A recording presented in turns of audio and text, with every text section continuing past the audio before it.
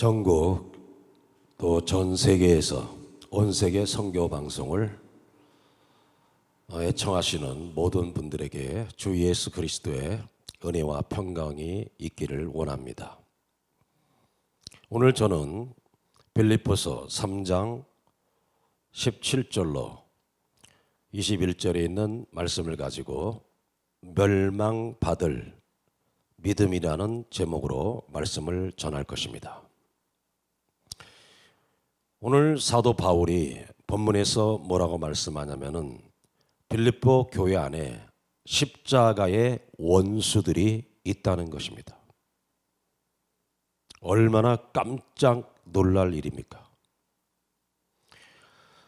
십자가의 원수들이라고 한다면은 예수 그리스도를 믿는 자들을 미워하고 핍박하고 그들을 잡아서 죽이는 자들이라면은 십자가의 원수라고 말할 수 있겠는데, 이건 빌립보 교회 안에 십자가의 원수들이 있다는 것입니다.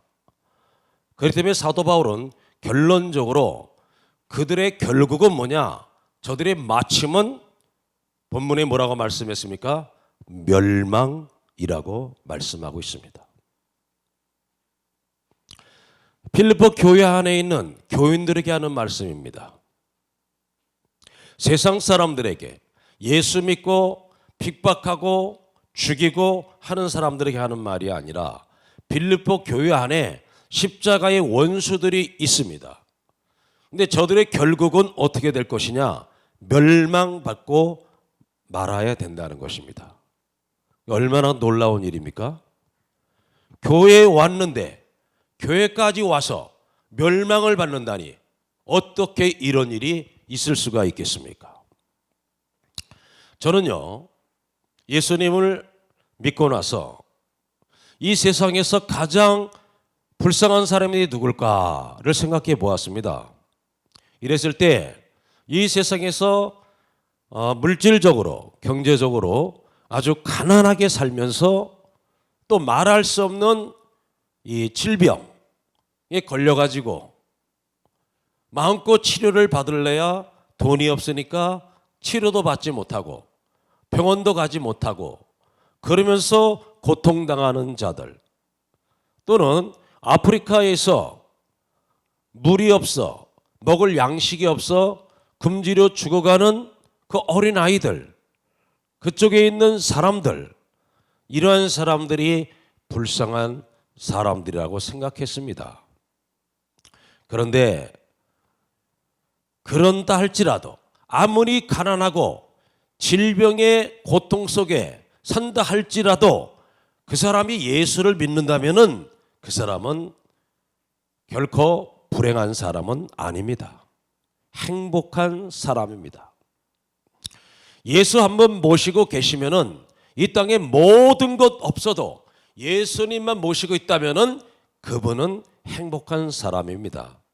그러나 이 땅에 모든 재력과 정치, 권력과 뛰어난 지식과 지혜와 학벌과 모든 것을 가지고 있다 할지라도 예수 한 분 계시지 않다면은 그 사람이 불쌍한 사람들입니다.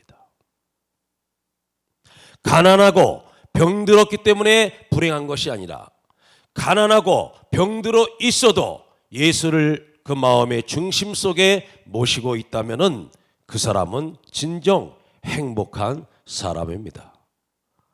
그러나 이 땅에서 10억, 100억, 1000억, 1조, 10조 그 이상의 엄청난 이 부귀, 영화, 권력을 누린다 할지라도 예수 그 속에 없다면은 가장 불쌍한 사람입니다.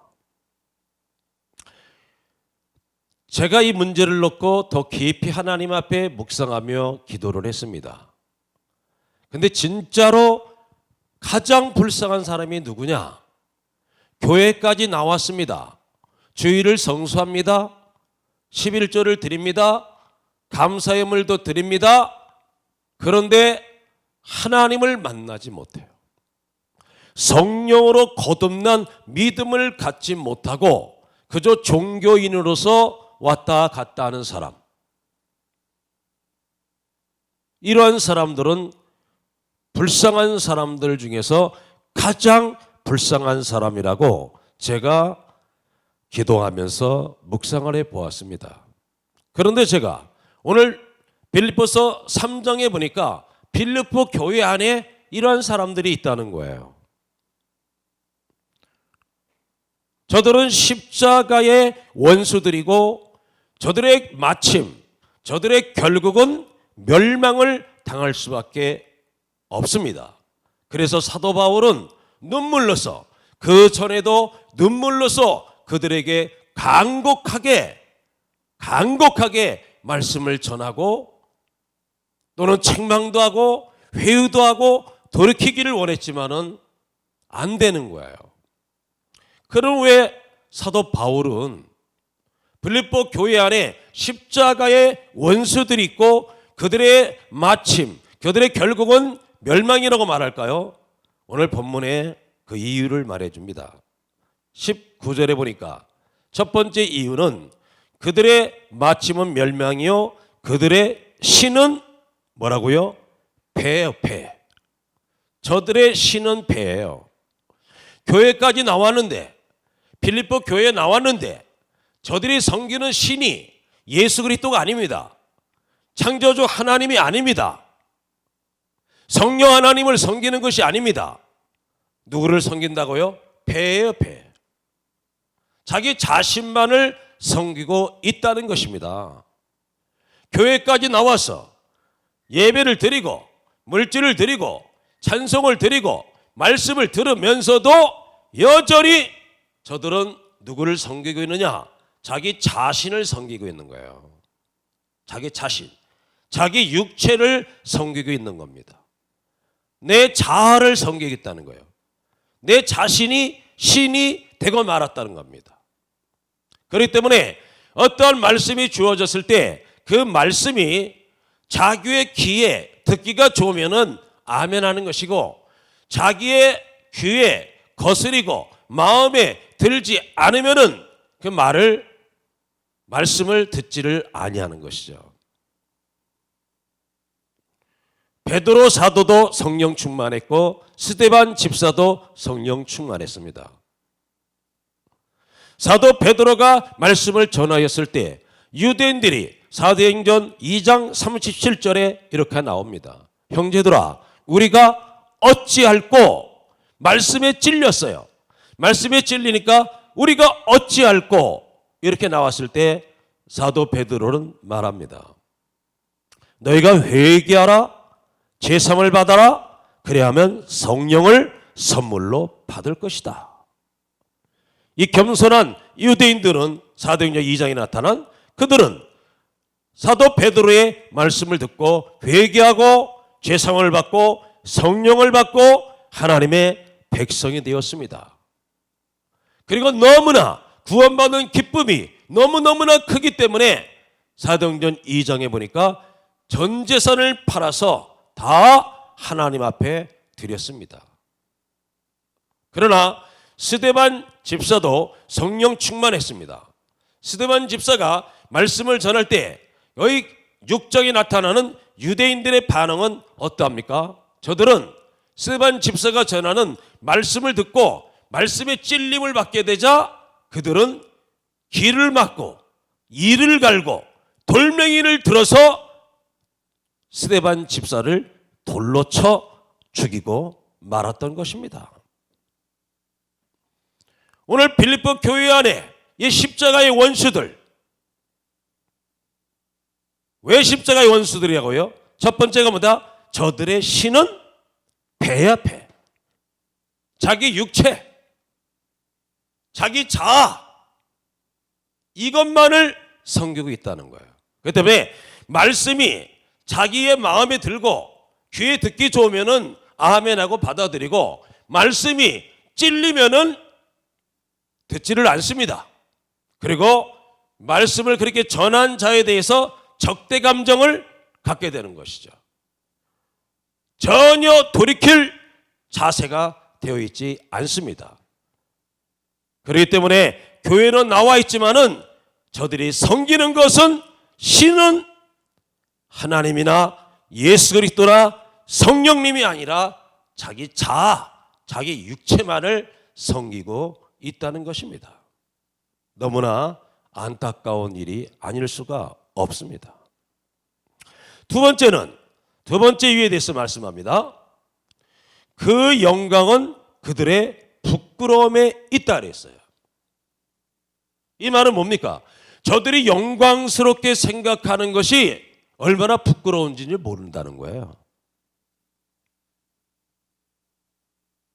하나 영광스럽지 않아요. 우리가 간증을 하려면은 내가 이렇게 기도했더니만 하나님이 이렇게 응답했고 나의 삶을 이렇게 변화시켜 주셨다. 하나님이 나에게 성령의 권능을 부어주셔가지고 나를 갖다가 전도자로 사용하고 계시고 내가 이번 주간에 말씀을 전해서 몇 명의 영혼을 만났고 몇 명의 영혼에게 복음을 전했고 몇 명의 영혼이 예수님을 영접했다. 이러한 간증을 가지고 있어야 되는데 오히려 이들은 그게 아니라 뭘 자랑하느냐? 나는 아파트 60평에서 산다. 나는 자가용이 외제다. 3년마다 새 것으로 갈아탄다. 이 양복이 얼마짜리인 줄 아냐? 어느 나라 것인지 아냐? 이 양복이 1,000만 원짜리다. 넥타이만 해도 이게 얼마짜리인 줄 아냐? 이게 150만 원짜리다.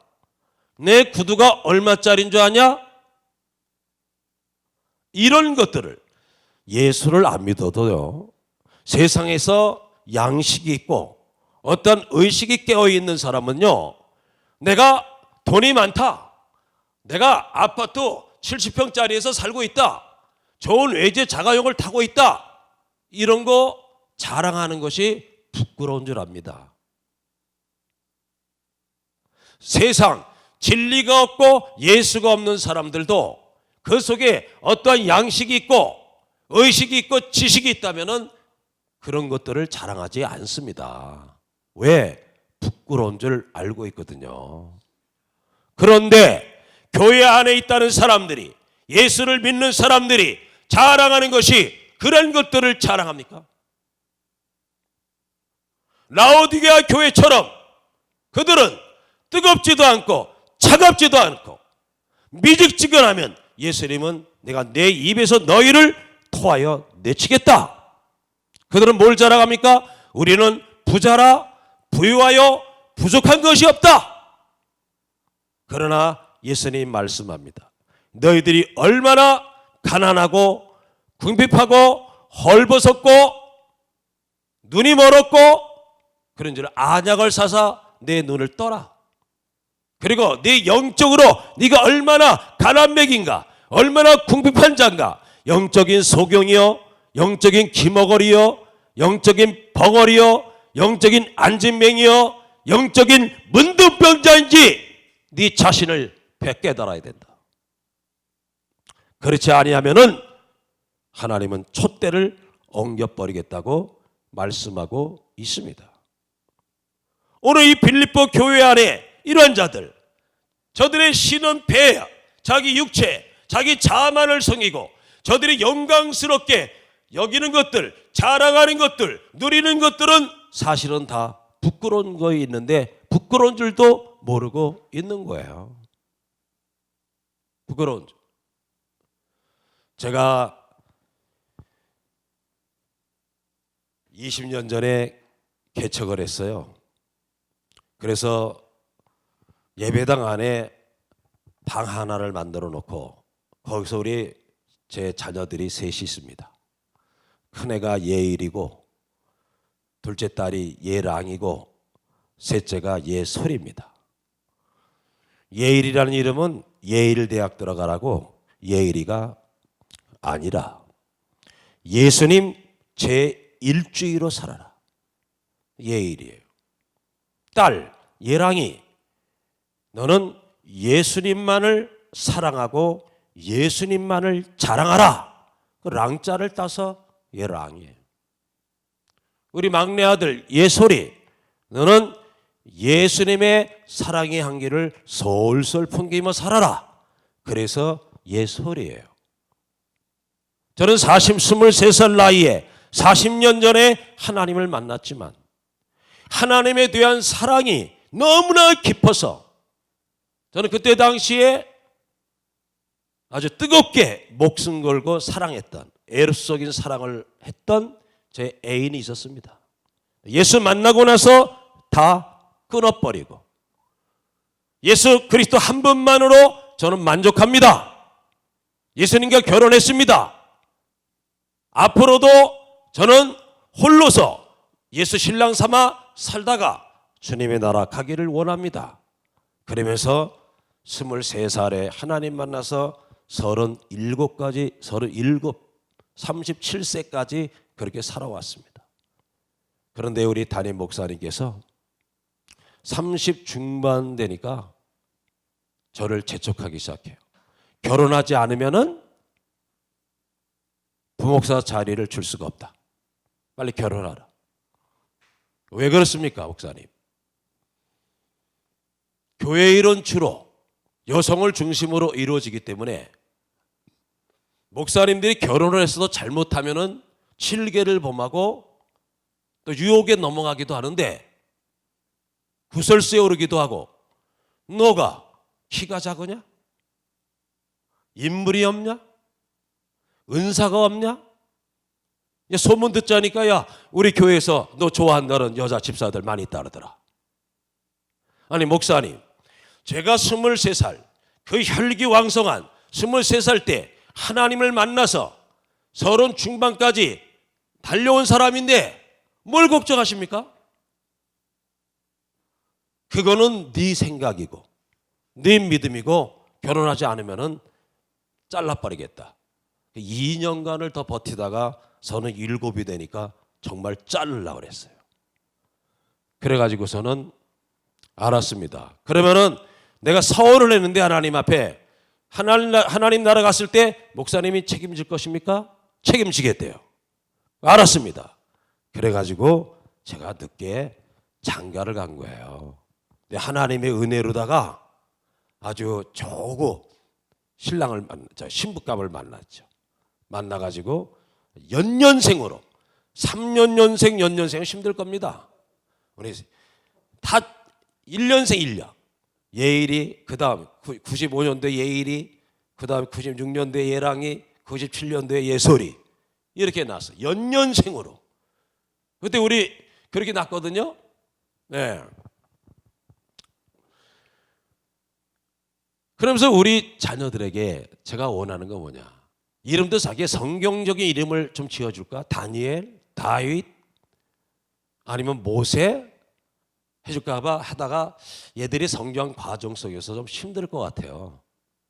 애들이. 그래가지고서는 이름을 예일이, 예랑이, 예솔이로 이렇게 했는데 거기 또 한자가 다 있습니다. 그래갖고 이 아이들이 성장하고 있어요. 근데 우리 아들이 초등학교 4학년인가 5학년 때쯤입니다. 그때 이제 우리가 예배당하고 골방 하나가 있었어요. 거기서 5 식구가 살았습니다. 친구 집에 놀러 갔다 왔는데 얘가 이렇게 화가 이렇게 난 거예요. 왜 그러냐? 자기 친구네 집에 난 아파트인데 가봤는데 평수가 30평이 넘고 자기 방이 다 있고 자기 방에 TV 있고 자기 방에 컴퓨터가 있고 다 있다는 거예요. 그런데 우리는 이게 뭐냐 이거? 조그만 방에서 5 식구가 살고 이러면서 그 아이가 저에 대해서 분노하고 저를 갖다가 뭐라고 부르냐면 우리 아버지는 거지 아빠다. 이렇게 불렀어요. 거지 아빠. 거지 아빠. 참 그때 힘들었는데 그래도 그 아들이 지금 많이 커가지고 아버지를 다 이해하고 아버지가 그때 너희들에게 해주고 싶었던 것 사주고 싶었던 거 못 해줬는데 그것 때문에 아직도 서운한 마음이 있냐? 아니요, 전혀 없어요. 이렇게 말을 하는 거예요. 사람들은 그런 것들을 자랑합니다. 우리 교회가 몇 평인 줄 알아? 부지가 3만 평에다가 예배당 건물만 성전이라 그러죠. 성전. 성전이 얼마인지 아냐? 3,000평이다. 몇 명 수용할 수 있는지 아냐?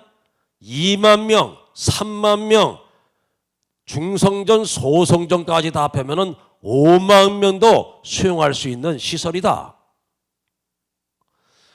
교회도요, 조그만 교회, 개척교회 다니는 집사님들에게 어느 교회 다니세요? 그러면 저기요. 교회 이름이 뭔데요? 있어요. 그러나 큰 교회 다니는 집사님들이나 성도님들, 권사님들, 장로님들, 우리요 어느 교회 다녀요. 벌써 훅가시가 들어갑니다. 목에 힘이 들어가요. 자랑합니다. 제가요 지하철 전도자인데 지하철에서 전도지를 돌리다 보면은 간혹 가다가 아주 못된 성도들을 만날 때가 있어요. 뭐냐면은 전도지를 탁 걷어칩니다. 교회 다녀요. 딱 그래요. 한 서너 명이 모여가지고 딱 보면 제가 알아요. 집사 정도인지 권사 정도인지. 제가 보면 권사님들 같은데 그렇대요.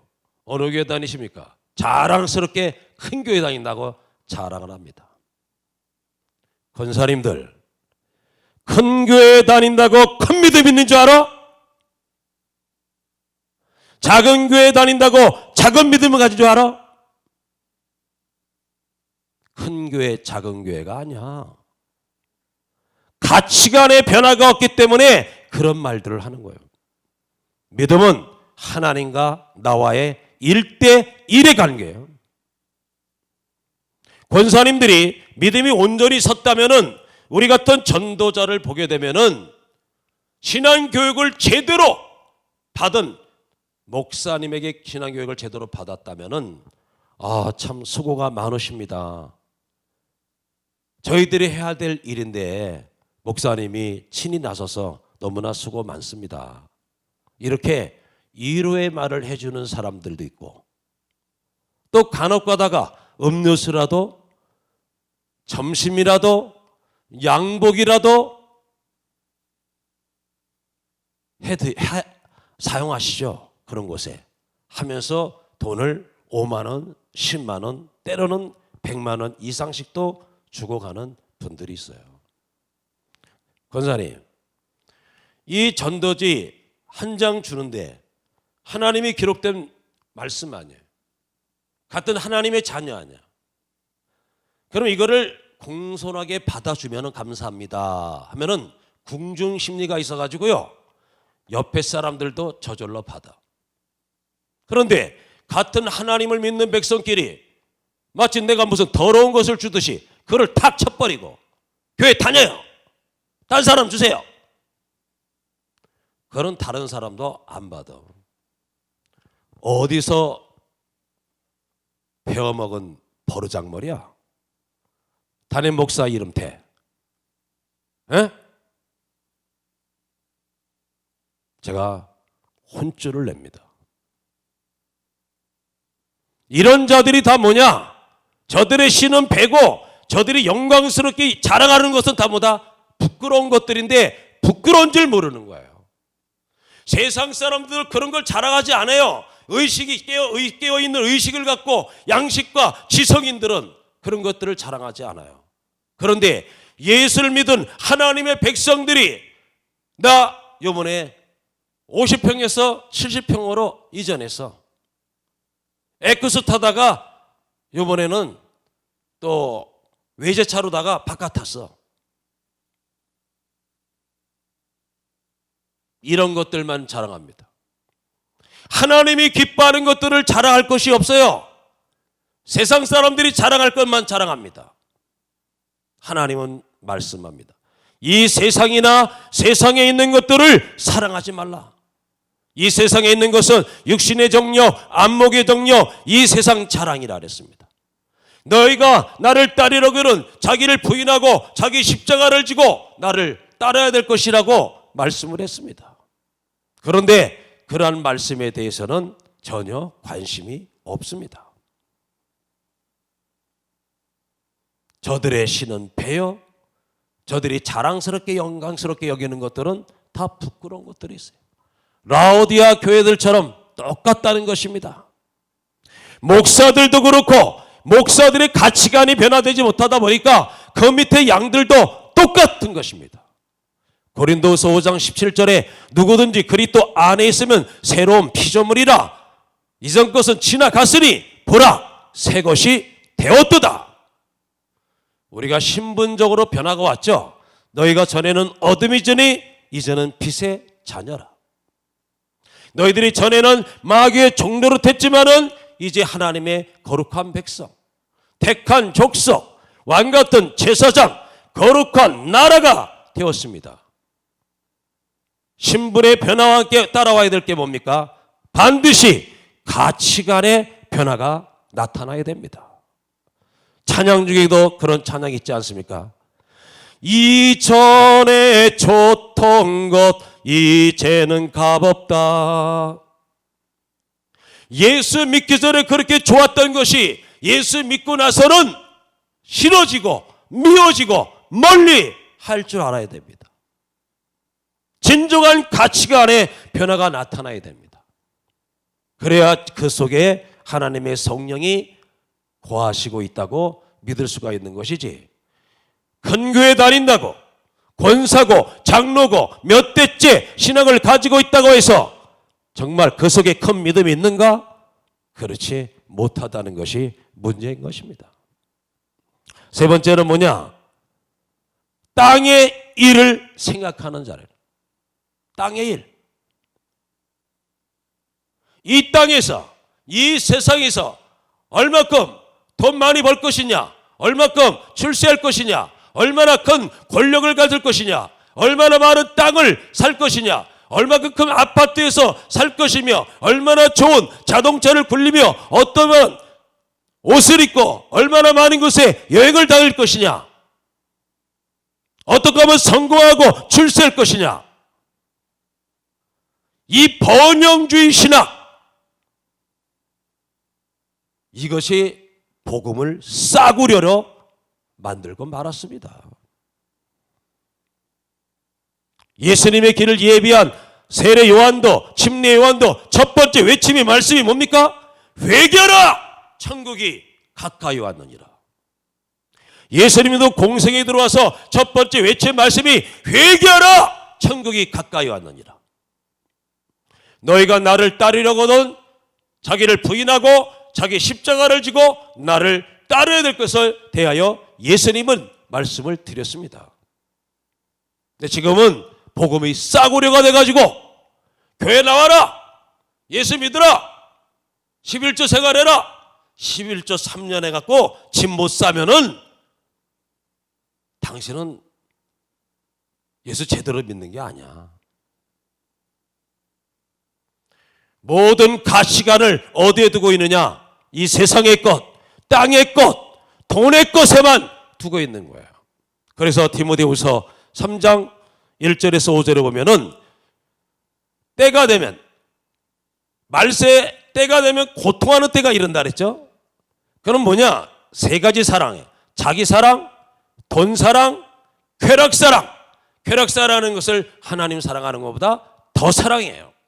5절에 뭐라고 말합니까? 경건의 능력은, 경건의 모양은 있지만 경건의 능력은 부인하는 자들이니 이 같은 자들에게서 내가 돌아서라, 이렇게 말해요.